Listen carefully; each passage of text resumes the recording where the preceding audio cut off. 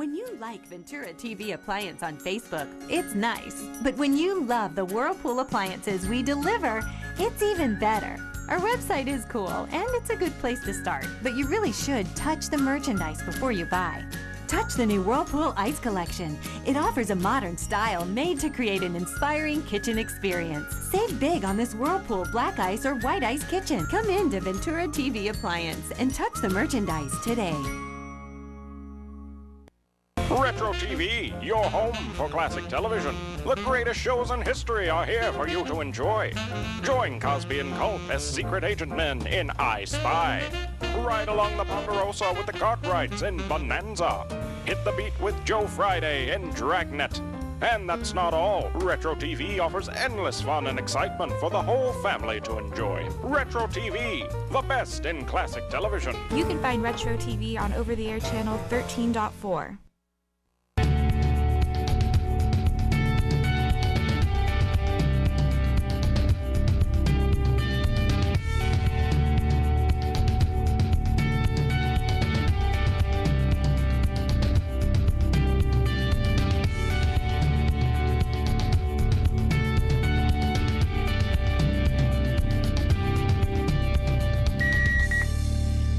Watch Dr. TV on over-the-air channel 13.9. Hi, I'm John Mallos. Welcome to this live edition of Connect with Me on the showroom floor at Ventura TV on this day. Today we're going to be talking about an organization that's been around for nearly 40 years. You can call in at 436-ME-TV option 11. We'll also have a second guest in the studio in just a bit. Call in. We're here. Back in just a moment.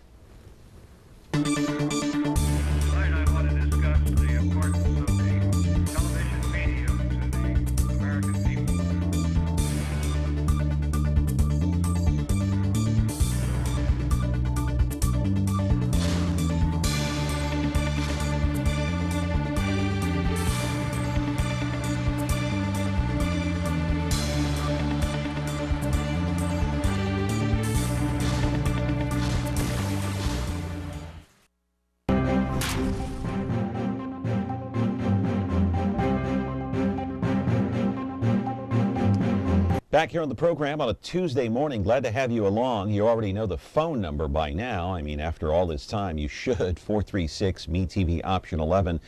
We welcome your phone calls anytime during the show for the next 60 minutes or so.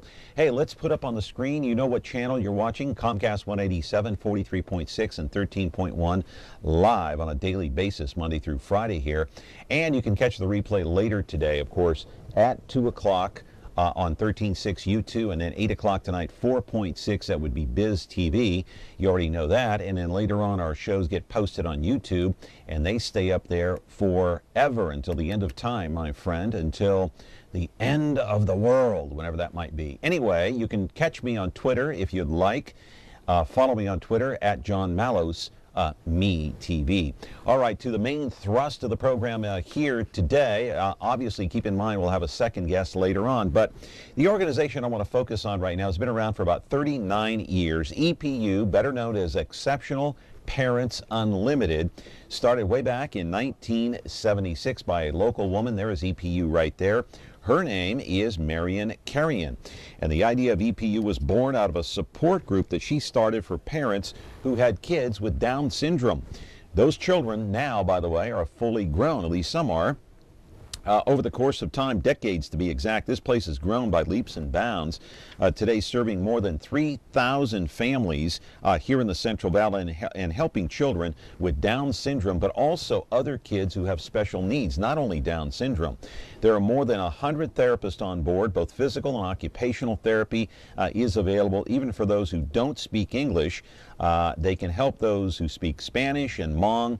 They serve hundreds and hundreds of people each week. EPU has a whopping budget, though, of $6.8 million a year.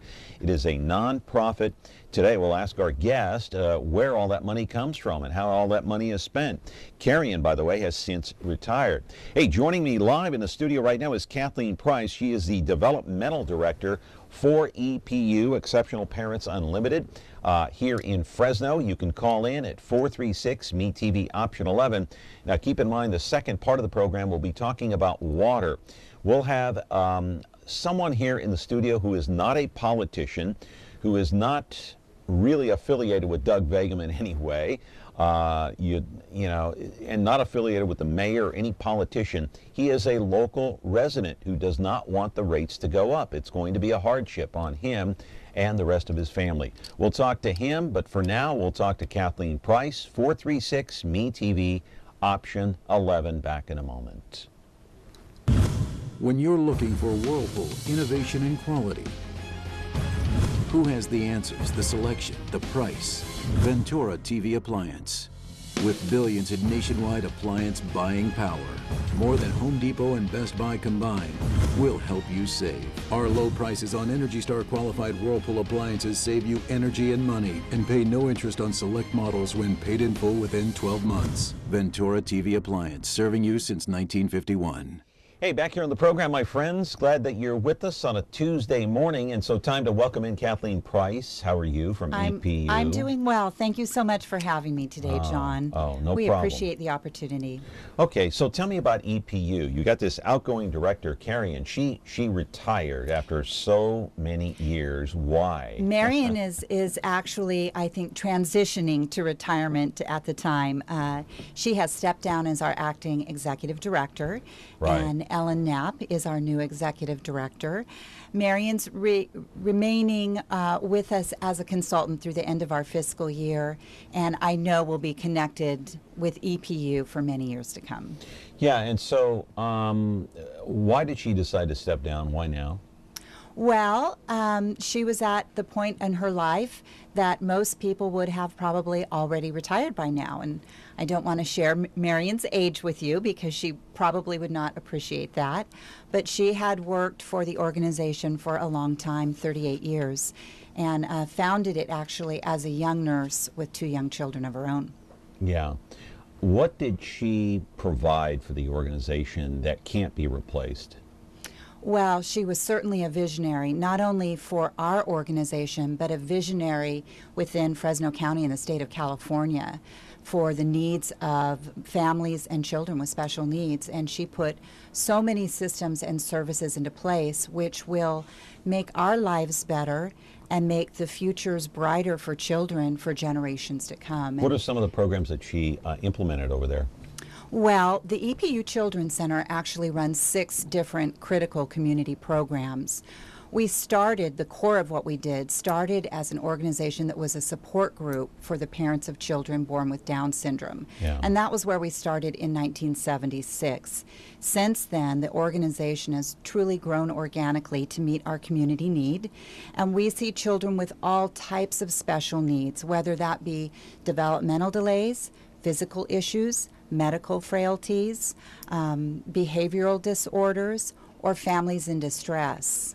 What program specifically did she implement into EPU? Because initially she started this as a support group. So what programs did she specifically implement during the course of more than 3 decades?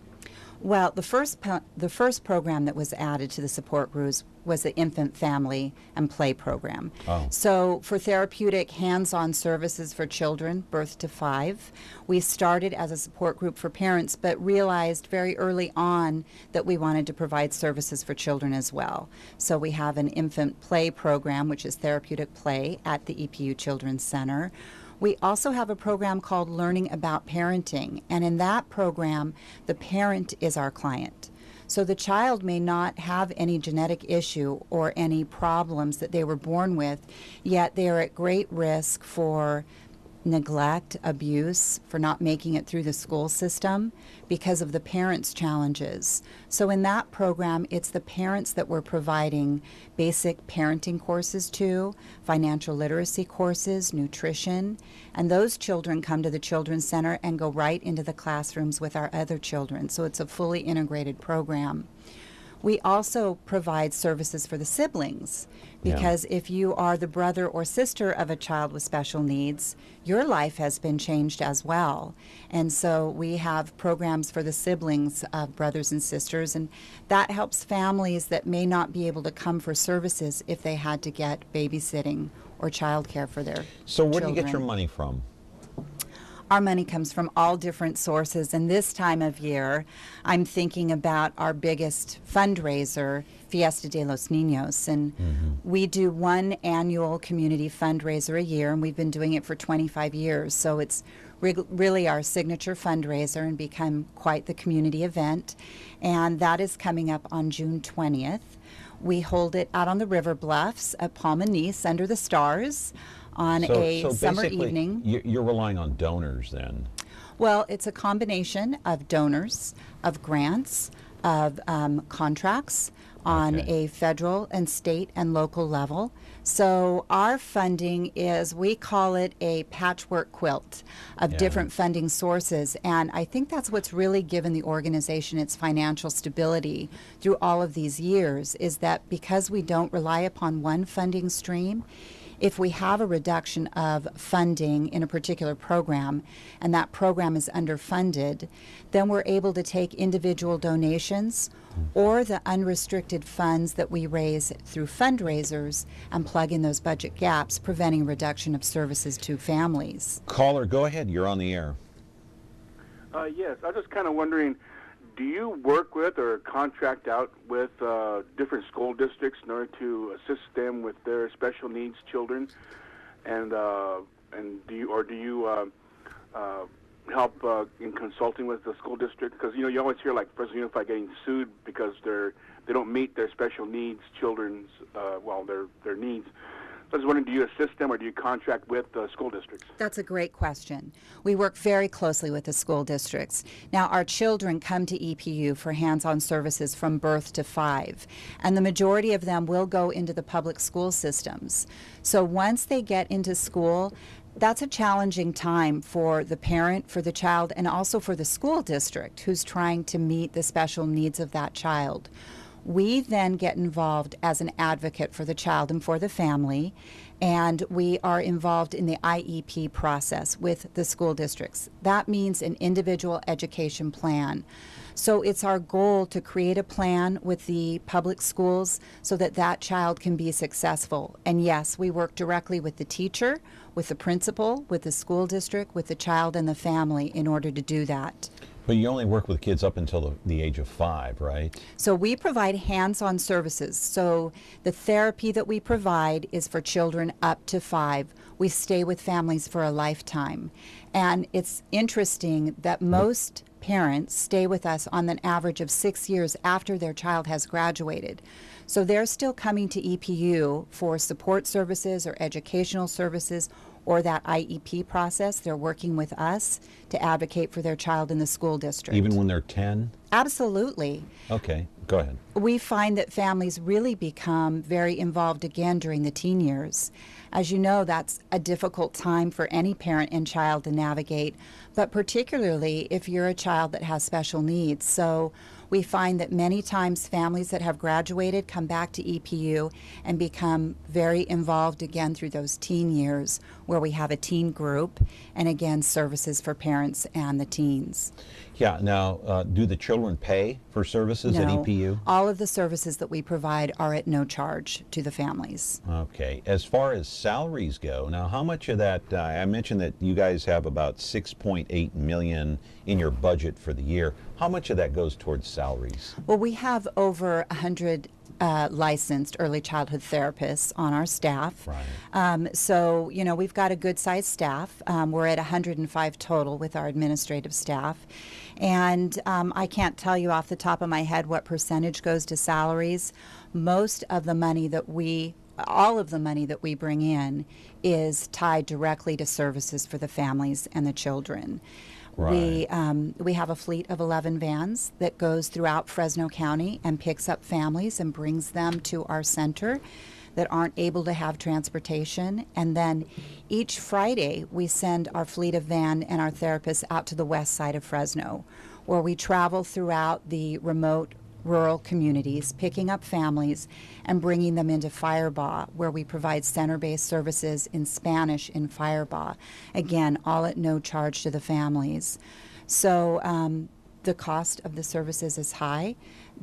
The cost of services to family is at no charge, and it's the patchwork quilt that pays for that for our families. But you can't pinpoint how much actually goes to salaries then, if it's No, 1% no, or I'm not less gonna. than I'm not gonna 1%. quote a percentage off the top of my head. Yeah. I wouldn't want to be inaccurate in doing that. Okay, we're talking with Kathleen Price. She is the Development Director out at EPU. If you haven't heard of it, it stands for Exceptional Parents Unlimited. You're welcome to call in at 436-ME-TV option 11. We're back in just a moment. A top secret location. It's the Spies Who Love Me, bringing together MeTV's top super spies to fight evil at a memorable moment's notice. They're daring. That's right. Brave. Now what are we gonna do? The best we can. Suave. Does that apply to me, Oscar? Possibly. And smart. The old finger in the gun trick. Maxwell Smart. MeTV Fresno, channel 43.6 and Xfinity 187. Back here on the program with Kathleen Price. She is the Development Director out at EPU, Exceptional Parents Unlimited. So how does somebody get in touch with you and give, I know where the location is because my daughter used to go there. So what street is it on? And give us a phone number out there in case somebody's out there they want to call in. Sure. Our number is 229-2000, and we're located on First Street, just south of Gettysburg. And so how was your experience, John? Right near that shopping center over there. You could drive past that shopping center. It's on the left-hand side. Our next door neighbor, Fresno Ag. Right, depending on if you're going north or south, I guess. Anyway, to continue, let me ask you a couple of more questions about the founder, Marion. She got involved with this this support group with kids did she have any kind of medical background prior to this or not? Yes, Marion was a genetics nurse at the Valley Medical Center, and she worked with the mothers of babies that had just been born with Down syndrome. And this was all pre-testing. So these moms were going into the hospital not knowing that they were going to have a child born with any issues.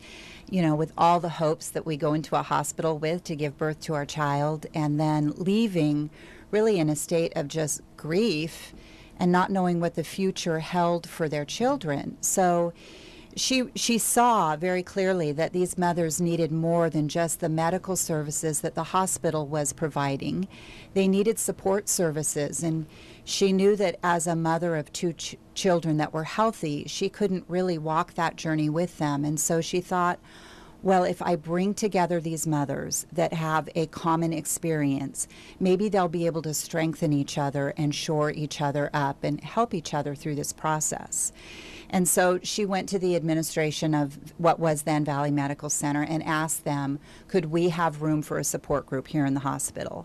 And they literally cleared out a supply closet and turned it into a support room for the moms. And she tells a very poignant story that the first time the mothers came together to meet, she asked them, how often do you think you would like to get together to support each other? And so there was no other support group like this in the Valley at all, anywhere? No. So she started this She started this out of the hospital, and the reply from the mothers when she asked them that question was, do you think every day would be too much? And so she realized very early on the needs in these parents, and that was the core of the EPU Children's Center. Was there that much of a need at that time in 1976? I guess there was. The group started with an original 8 babies. Okay. So that support group started with the moms of 8 babies with Down syndrome. Even if you have one baby with Down syndrome, that's one too many. So even starting a support group with 1 or 2 or 3, to me, I guess would sound pretty reasonable. You know, so but she started with 8. She started with the mothers of 8 children who are now in their late 30s. And so they're all living. They're all living. All of them. All 8 are living. And do they ever come into EPU? Yes, actually, we have a couple that have turned around and become volunteers at the EPU Children's Center. And one of the original babies became a national speaker. He got very involved in Special Olympics, traveled around the country, became a national speaker, and spoke at our Fiesta de los Niños fundraiser several years ago. So that was... I do want to roll another piece of videotape and show some of the children out there. And how is it that you make these children feel special. And you know, I know just having from a special needs daughter, I have a special needs daughter, so it's kind of a tricky tightrope that you have to walk, because yeah, you want to cater to their needs, but you don't want to make them feel as if they're different from the other kids, even though they might be different to a certain extent. So how do you walk that fine line? I can answer that very clearly, and it's a belief that runs through the core of our 105 employees, and that's that we believe that all children are loved and valued, important and special, regardless of where they come from, what they have, what they don't have. And when you believe that, you treat people, all people, like they are loved and valued. And so our children sense that and feel that. You know, when I came to the EPU Children's Center 4 years ago as the development director, their fundraiser, I thought, I don't know if I'm going to be thick-skinned enough for this. I think it might be too sad. I don't know how I will respond to it. And in fact, it is anything but sad. It's joyful. The families that come to EPU are finding hope for the future. They're creating lives and futures that they didn't know how they were going to do. And you see it every day. The children run in laughing and smiling. And families stay, as I said, an average of 6 years after their child graduates. They're still connected to the EPU Children's Center. They love it there. And so that's how we walk that fine line. So is it's easy there a to special do. technique in making these kids feel special? I think it's a belief and it's a heart that every employee has for the work that they do. And it's a commitment that they have to, you know, really building brighter futures for these children and also for these families. You know, when you think about at the end of the day what you leave behind and what your legacy is, if you make a difference in the early life of a child, you're changing the trajectory of their life. You're changing one by one. You're changing your community. And our staff, they know that. They're committed to that. And it makes the hard work that they do easier. So do you think, we've only got about, what, a minute or two left here, a couple of minutes left. Do you think that with Marion being gone now, I know you kind of said she's going to kind of stay on as a consultant, but do you think that the atmosphere, maybe the philosophy will change at all at EPU? Because she was really the driving force. Right. It was her philosophy, her beliefs, her implementation, because she started this from scratch. It's like baking a cake.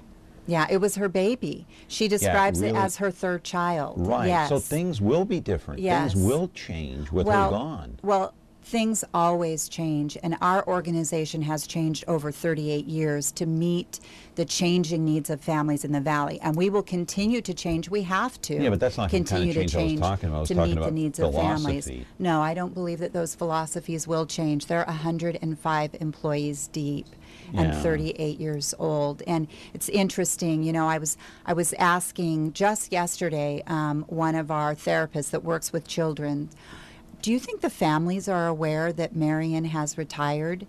Has anything changed for the families? And she said, oh no, they have no idea. The work that we do goes on and the families are not impacted. Yeah. And that is what I thought, but I wanted to ask one of our teachers if she felt the same way. So no, I believe that our work will go on and continue to be responsive to and the there are changing so many needs in kids our that don't community. speak English. Yes, Hmong, yes. Hispanic. How do you deal with that? Well, we have bilingual staff. We provide services in English, Hmong, and Spanish. Yeah. Unfortunately, we're out of time. So I appreciate you coming in. Thank and you. EPU has done a great job, and Marion should probably get the key to the city because she's done a terrific job. She's certainly earned her angel's wings. Yeah, well, she deserves a lot more than that because she's done a terrific job out there, and you guys do a terrific job at EPU. Thank you for coming in. Thank you so much. Kathleen Price, she is the development director out there at EPU, and you can call them. I forgot the phone number already. 229-2000. Okay, and the address, really quick. The address is 1144 East First. Okay, thank you again. Hey, we're going to be back. Stay tuned here. Another 35 minutes to go on the program. We're going to talk about water rates again, and we'll have somebody different in the studio. No politician this time. No, we're not going to talk to the mayor. We're not going to talk to a council member. We're not going to talk to Doug Begum. We are going to talk to an average citizen who's going to speak to you directly about water rates possibly going up here in the city of Fresno. Back in just a moment.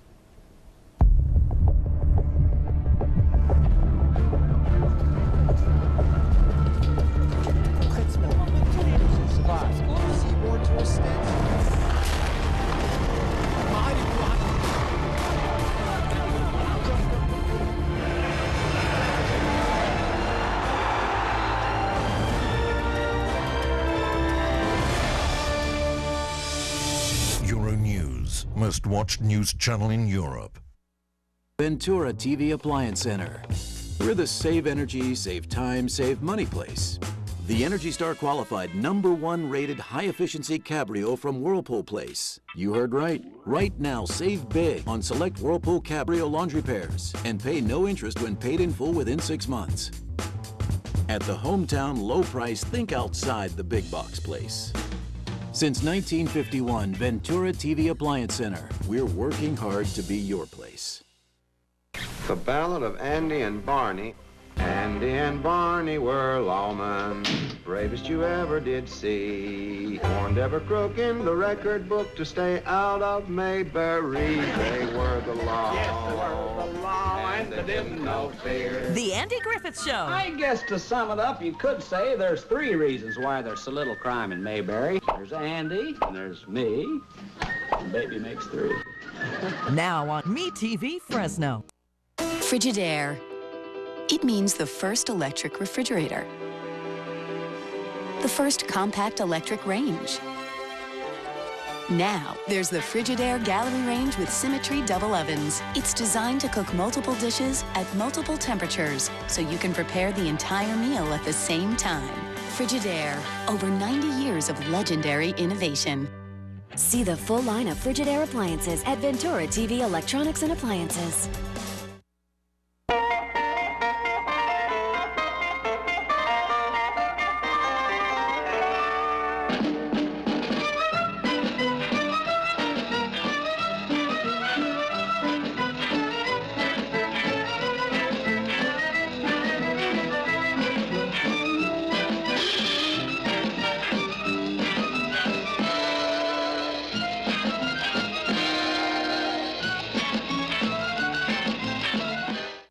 When you like Ventura TV Appliance on Facebook, it's nice. But when you love the KitchenAid appliances we deliver, it's even better. Our website is cool, and it's a good place to start. But you really should touch the merchandise before you buy.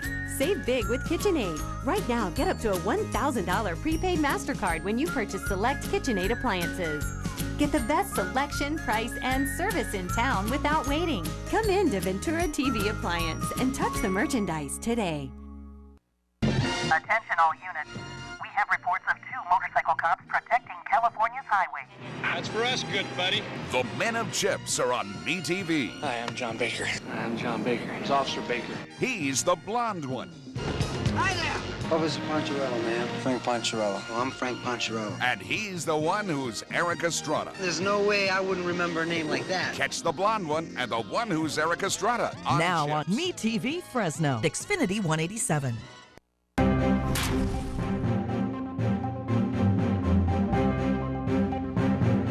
Back here on the program, my friends, and I'm kind of chuckling and laughing because that vote's coming down on Thursday, the city council meeting and the water rates, whether or not the rates are going to go up. It'll be interesting to see how they vote.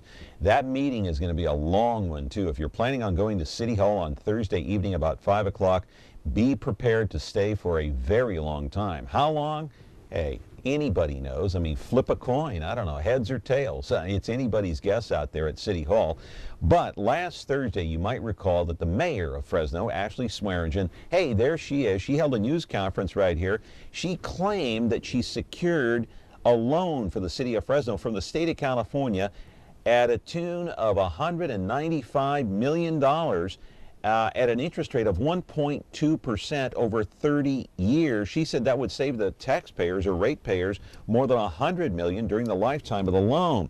She did not provide proof of having secured the loan application, though. She did not provide application proof, and Doug Vagum says it doesn't happen like that, that it takes months to secure an application for a loan from the state. In the meantime, Swearengin claims that the city needs that money to build a brand new water treatment plant east of town to capture the surface water coming out of the Kings River and to rebuild some of the aging pipes underground. Vagum says it's for the building of the 14 to 17 square miles of expansion called SEGA. That would be Southeast Growth Area. And to build it, the mayor claims they want more of your money. There it is, the water rates out of your pocket, more money. Here are the water rate increases over the next 5 years. Although the mayor says the loan will lower these rates by some $3 a month and there will be breaks for low-income families, Doug Vagum says, you know what, that $3 a month, it's an insult. Live in our studio right now, there he is. He is Don Winton. He's an average citizen like you, like me, my friends, an average citizen. This man is not a politician. He's not running for office. He's a citizen who lives here in the city of Fresno and will, in fact, feel the impact of some of those rates. We're going to talk to Don about the fact that he met with the mayor just not long ago, just a little more than a week ago. He met with Mayor Ashley Swearengin and Tommy Escueda, and actually Doug Vagum was in on that meeting too. We're going to talk to Don about what he talked about with the mayor and with Tommy, and we'll take your phone calls, 436-ME-TV, option 11. This is going to be a fun 30 minutes here for the rest of the program. Back in a moment.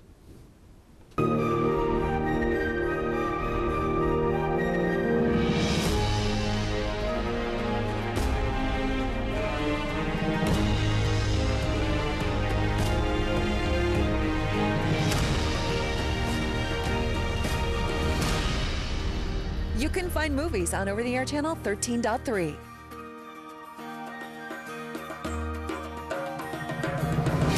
Movies. Our name says it all. No politicians here on this day on the program, by the way, just an average citizen who just happened to meet with the mayor. So Don Winton is here. Good morning, Don. How are you? Good morning, John. Hey, it's good to see you. So tell me, in the beginning here, let's start from the beginning. How did this meeting with the mayor come about? Did she want to meet with you, or did you want to meet with her? No, I got a call from Tommy Escueda requesting the meeting. I spoke up at the last council meeting, and I may have said some things that brought some attention to myself. So they called and wanted to set up a meeting. What kind of things did you say that may have caused a rift within City Hall? I think I spoke about this magical bowl underneath the city of Fresno. That they keep saying there's this one-way leak-proof bowl that if you put water into it, it won't leak out. Mm-hmm. So I spoke about that because that just doesn't make sense. And I actually, at that time, I'd already secured a map from the EPA that I found online, which doesn't show there's a bowl underneath the city of Fresno. It does show some boundaries, but the boundaries are... So what is this bowl you're talking about? Explain that. Well, they seem to think that if you put water into the aquifer in the city of Fresno, that it's unlimited leak-proof storage. I don't know where they get their data at. Nobody's ever provided me with any of it. So that means that it's a natural water storage system. They're saying it's a natural water storage system that's kind of like unlimited storage, and if you put it in, it won't leak out. Now, but there's no proof of that, is what you're saying. I've never seen any proof of it, and I asked the questions in the meeting if they could provide me with the boundaries of this mystical bowl, and they couldn't. And you know, I mean, does this bowl, when the city grows, does this bowl grow with it? If the city were to contract, does this bowl contract with it? A lot of this stuff just doesn't make sense.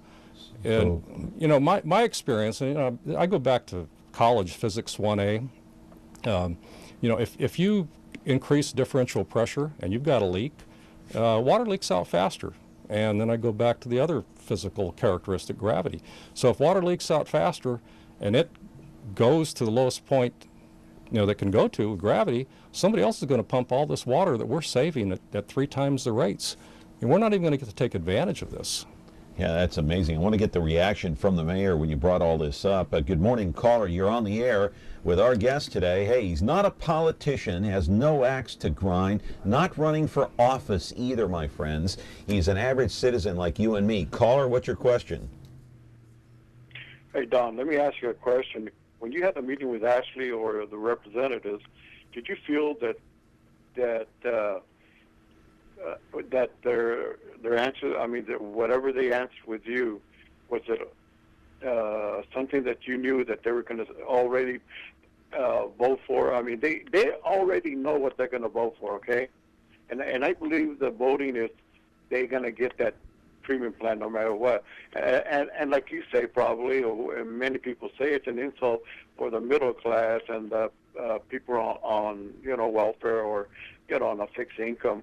And this money that they're getting maybe from from the government, I don't think it's true, because it's like John says, there's no way they can make an application and get it done in 3 weeks, whatever, So it's a political thing. But I know just seeing you and the way you were talking is, I think their answer is already, they've already decided, even the councilmen, that they're going to vote for it. So what do you feel? I think you're probably right. I think at the very best we're probably going to get a 4-3 vote against us. I'm not sure it really matters that much. They can reject this thing now. We need I think it's like 3,850 signatures on a petition to put this thing back to square one. So, they can... Are you going to start the petition? I can't start the petition. I actually live in the county of Fresno. I'm in a county island. Okay, so you're not a city resident. I'm not a city resident. I own some properties in the city of Fresno. My question is if they think there's so much support for this thing, why didn't they put a bond issue on the ballot? Why did they not let this thing go to ballot, when the petition was signed? I mean, I think what I'm trying to say is, do they think now that the voters that elected them to office are so stupid that they just can't make these kind of decisions? Were they smart when they elected them? Are they stupid now? Yeah, I don't know. So you don't live in the city. No. You live in the county. However, you have rental properties within the city of Fresno, and that's your concern because? Well, if you look at the city's figures, I call it mystery math. They say that the rates are going to double. Last time I checked, 1.86 divided by 0.61 was over 3. I don't know how it comes out to be 1. I actually did the math with the figures that they provided, and their math is pretty close. But I also did the math on a duplex that I own. It came out to be a $37 per month mean increase per unit. One of the women that lives in the front unit, she works the fields for a living. She picks grapes, peaches, ties vines. This represents for her about a 3% hit on her annual budget. So you're going to have to raise the rents? I don't have a choice. I don't usually raise rents on people once they're in a house. I take the hit for things like insurance premiums and taxes and stuff like that. But this is pretty significant. It's. Did you express these concerns to the mayor and to Tommy Escueda? Oh yeah. And their reaction was what? They didn't really say much. I even asked them, how much money they made. And of course they didn't have to tell me, but I said, I'm guessing it's over $100,000. This woman's probably, if she's lucky, making $16,000 to $20,000. So for her, this is a really significant hit in her budget. Do you think they understood that? I'm not sure what they understand. Do you think they had a soft spot in their heart? Did they really care? I don't think there's a lot of compassion for the general working person from these people. I really don't. These people meaning who? Meaning the mayor, Tommy Escueda, some of the council people. I'm saying some of the council people because I know some of the council people are great. Right. So how did your meeting go, and why was Doug Begum there, and why was Tommy Escueda there? Why weren't you just meeting one-on-one with the mayor? I would not meet one-on-one with her. Why not? Fear of what she might spread after the meeting.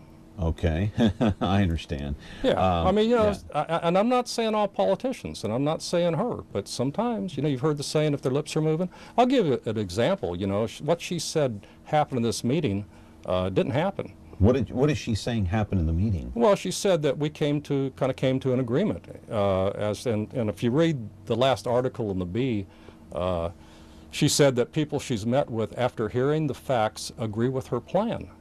That's not true. I met with her. I listened to their facts as they presented them. I don't agree with her plan. So, you know, I don't know if anybody remembers the 80s sitcom Spin City, Michael J. Fox as Alice Keaton. Yeah. Well, I mean, that's kind of what I see with this administration. They spin things in the direction they want to spin them. Why is she pushing this, in your opinion? I think she'd like to put a feather in her cap. I mean, that's my opinion. I don't know. But, you know, most politicians do. They all want a legacy.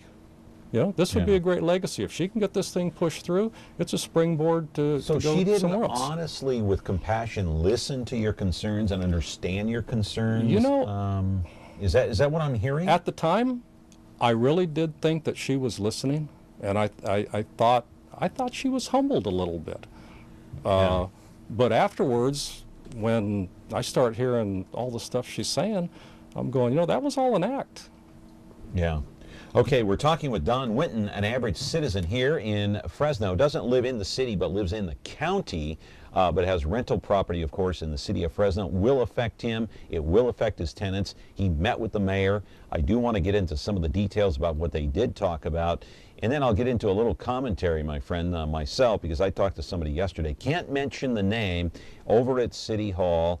Gave me some information, and we're going to be back. And you're welcome to call in at 436-MeTV, option 11. Back in a moment. It's almost time. Now we'll find out once and for all about Clark Kent and Superman. Look up in the sky. It's a bird. It's a plane.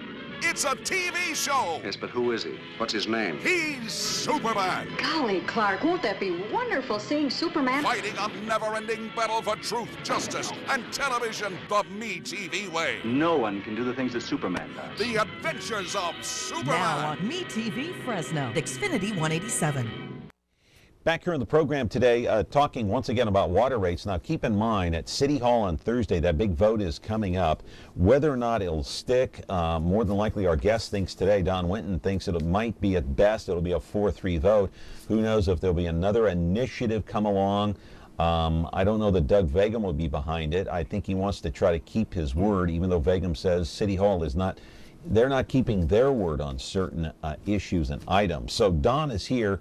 So what did you guys talk about at the meeting besides the aquifer and the rate? Just give me the lowdown. Give me the scope from top to bottom here. We talked about this protest ballot. You know, which they called it a vote. I'm not sure it's a vote. I don't know any vote in the history of the world you start out with 100% yes votes. Yeah, I mean, and they did. They did. Yeah, there are the protest votes right there. Yeah. Or the ballots, or whatever you want to call them. Yeah, and you know, we talked about some of the comments she'd made, and some of the comments that, well, Lee Brand, for instance, I think he said if this was a 70-30 in any election, it would be a blowout. Well, it would have been. You know, we got 50,000 households to weigh in on this matter, even though they only counted 41. 41. Well, that's how many votes counted. Well, why didn't more people weigh in on this?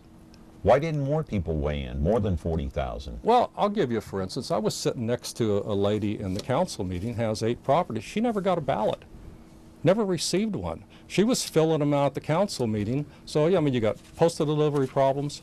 You know, part of the problem is apathy. People get these things and and they throw them away. Here's a letter that Doug Vegam wrote to I believe the city. If I have this correct or incorrect, I don't know. But he asked the question: verification of how the city arrived at the parcel count may be flawed. He said, was the GIS system used to plot and match each meter location? The GIS system is the Geographical Information System that includes parcel numbers, maps, reports, charts, but this is how they count parcels. This is how the county does. So did they use the GIS system in trying to you know, count those parcels? That's the question. Did you ask that question to the mayor? No, and actually, that's all over my head.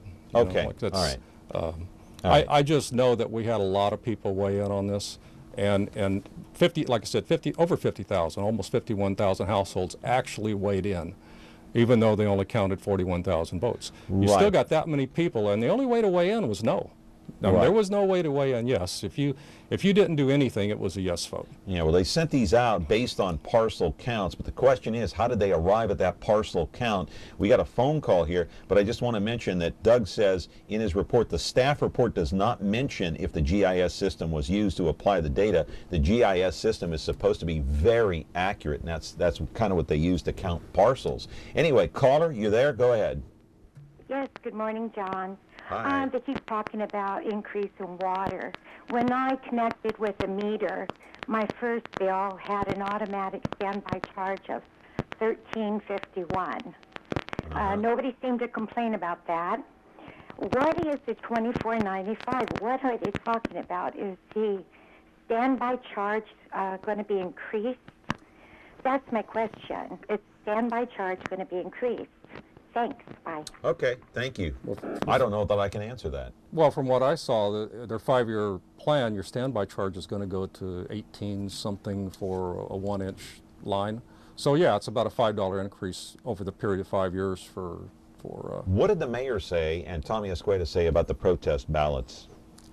You know, they didn't say a lot because I think they were awed at how many responses came in, and they know that there is a lot of interest on the no side of this thing. I mean, if you look at the number of people that actually weighed in on this thing, and there was no advertising, there was no radio, there was no TV. We did it here numerous times. What, advertising? Not advertising, but we've talked about these water rates on this show until I'm blue in the face. Well, at least the opponents of this thing didn't put anything out. This was all done with social networking, and I know how it started because I kind of started some of the social networking. And I don't even do it online. I just got on the phone, called all my contacts, and say, hey, you know, this is what they're trying to do. So 50,000 households. If you say 2 per household, that's 100,000 potential voting age people that weighed into this thing. Yeah. The total number of people that voted in the last election was, what, maybe 70,000? And you had 41,000 plus respond. Well, we had 50,000 plus respond. We had 41,000 valid. Yeah. But if you're looking at actual people that weighed in on this thing, even though they didn't count the votes, I'm talking about number of people, there's over 100,000. Right, and Doug Vagum also writes, did property owners who had the water service turned off and water remained immediately available to that parcel at the water meter receive a protest notice or a ballot? We don't even know that. No, we don't. We don't. And in fact, I think there was 100 and something of these things that were turned undeliverable. And you know, what happens with people on vacation? Yeah, I mean, there's just so many scenarios. They were mailed out during the holidays. Oh, sure they were. Yeah, I got mine 2 days before Christmas. So, yeah. I mean, you're busy with Christmas, you're busy with shopping, you're trying to get your dinners ready, and you see this thing coming from the city of Fresno, and you go, yeah, more junk. And did you show up at the roundtable discussions, the Fresno recharge meetings? Actually, I didn't, and the mayor asked me that. She said she thought she saw me at them. No, I didn't. I take care of... Why? I take care of my elderly parents. Okay. The days that they had the meetings Monday were days that I was always scheduled to be out there. And I actually thought it was a little more important to make sure my mom's butt was wiped than it was to go to their meetings. I wish that I would have attended one of these meetings because I've heard it was not a give and take session. You did not hear from that many people who protested the water rates. It was more of an infomercial for the city of Fresno to announce their water rate plan. Is that what you've been hearing or not? Well, I actually went to some of the neighborhood meetings before all of this, and that's exactly what it was. It was their information. They took no input from anybody. So it was like an infomercial for the city? Absolutely, absolutely. Okay. All right, and you're looking at some of the recharge meetings here and what took place, basically informing the public of what we're going to do. But I personally did not attend those meetings, so I did not eyeball it or witness it firsthand myself.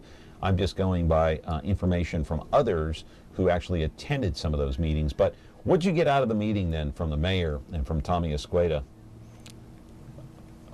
I didn't get much from them. How long did that meeting last? Oh, we were in there probably 2 hours and 15 minutes, maybe 2.5 hours. What'd you all talk about for 2 hours and 15 minutes? Well, a lot of it was Tommy and Doug going over technical information, which I don't think the mayor or either one understood. In fact, I kind of turned to her one time and said, "You getting bored yet?" or something like that. Because it's stuff that, you know. You think that some of that goes over the mayor's head? Oh, absolutely. Mm-hmm.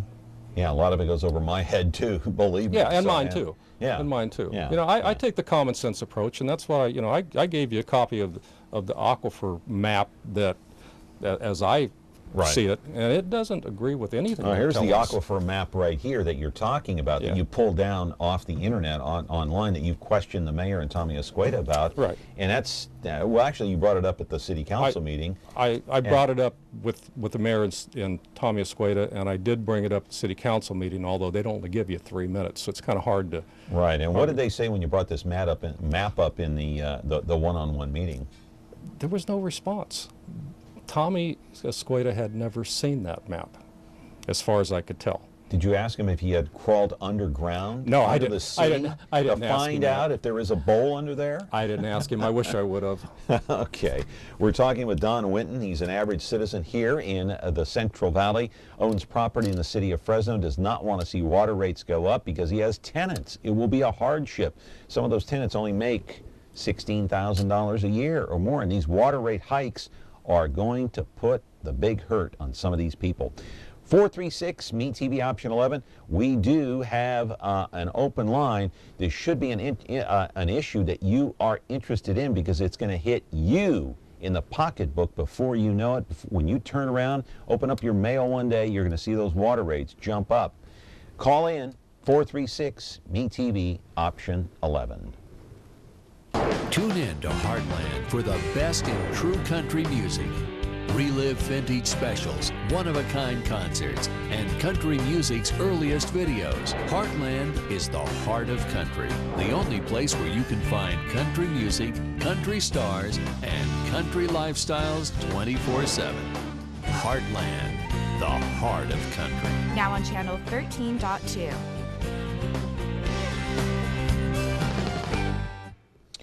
You know, before I go any further here with our guest today, Don Winton, an average citizen, I do want to say, and I've been saying this for months now, listen, this is a huge project. I was talking to somebody at City Hall yesterday. I can't mention the name. I'm kind of sworn to secrecy, but I will tell you what the conversation was like. First, I want to put up a picture of Mark Standriff. There he is right there. Now, let me tell you something, my friends. I have nothing personal against Mark Standriff. But this man was hired as the communications director for the city of Fresno.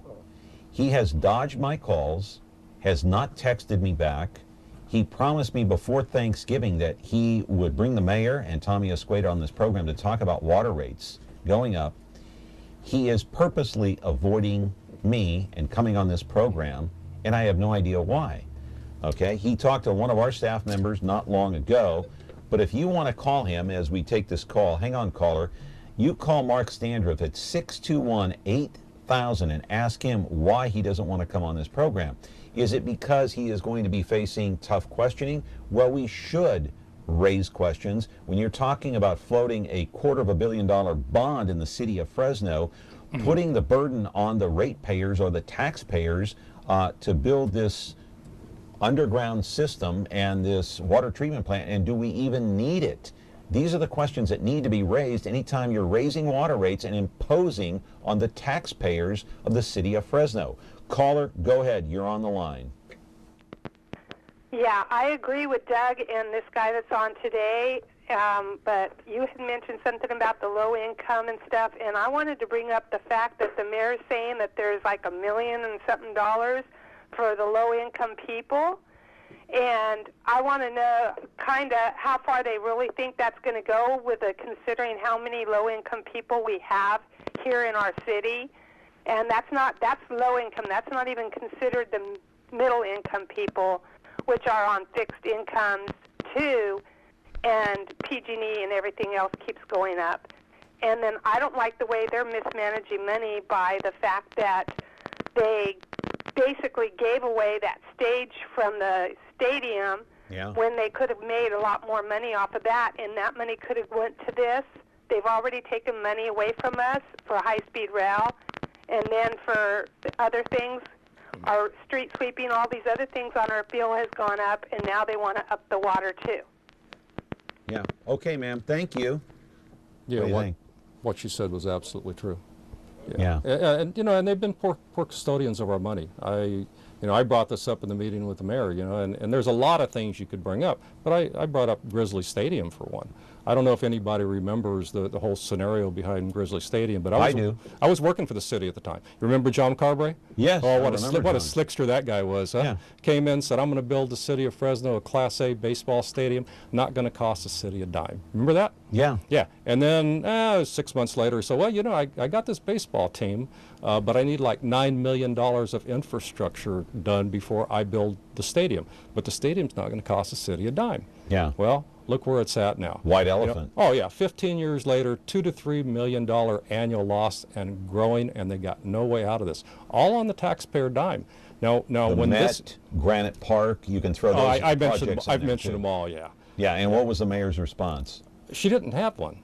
Yeah. She didn't have one. Hey, I want to put up a picture of the mayor, Ashley Swearingen. We all know what she looks like. But I'm going to tell you, my friends, a couple of years ago, not more than a couple of years ago, maybe less, she stood up there in 2012, I believe it was, and she said, hey, the city is hurting for money. We're on the verge of bankruptcy. Okay? She wants to inflict another painful project here on the taxpayers, on the ratepayers. Here are the questions that should be raised. If you want to build that water treatment plant out there, and there's a person I was talking to at City Hall. This person told me, you know what? Have we examined all the other water treatment plants here in the area? Are they working at full capacity? And they keep saying they want to work on the underground pipes and replace those underground pipes. Okay, which one of those pipes do you want to replace? How much will it cost? What will it cost to build a new water treatment plant? What is the exact figure? Are these other water treatment plants operable? And can some of that water be captured and delivered to all parts of the city of Fresno? These are the questions that we need to ask. Perhaps that's why Mark Standriff, who is being paid $125,000 a year to be the communications director, has not provided us a guest from the city of Fresno, such as the mayor or Tommy Escueda or even himself as promised. You got the final word, my friend. Go ahead. You got 20 seconds. That's it? That's not much. I know, but we're going to get cut off. Yeah, the agreement was that the city was going to open up some of the books, information sharing with Doug.